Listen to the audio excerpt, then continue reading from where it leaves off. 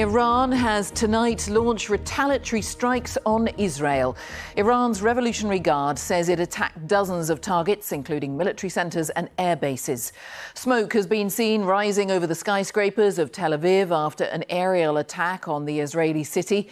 Explosions have also been heard in Jerusalem. Tonight's bombardment is in retaliation for Israel's strikes on Iran last night, which targeted military and nuclear sites. Israel said the attacks were vital to prevent Iran from developing a nuclear weapon.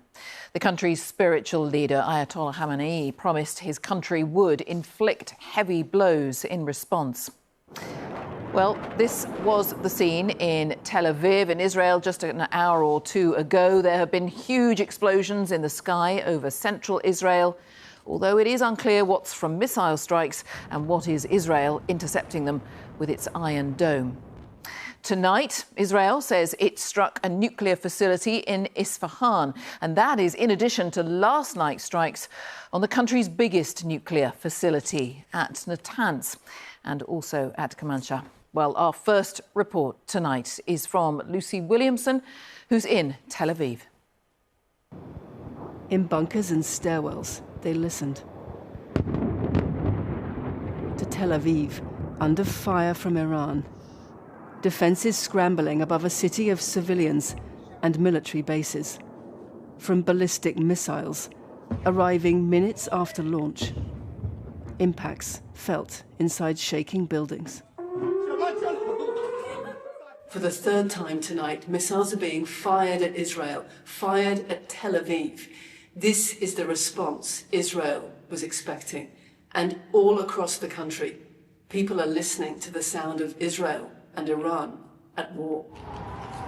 Missile defense systems were also activated over Jerusalem. Israeli media reported several impacts across the country, including near military sites. A direct hit to this building reportedly left people trapped inside.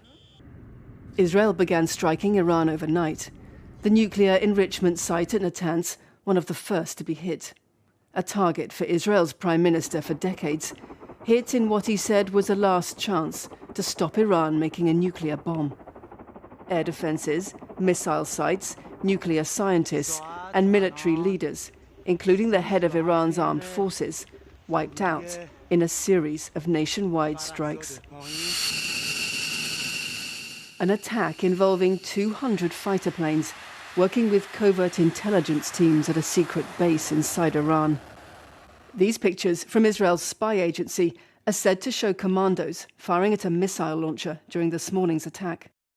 Their prime minister said the clock on Iran's nuclear ambitions had run out.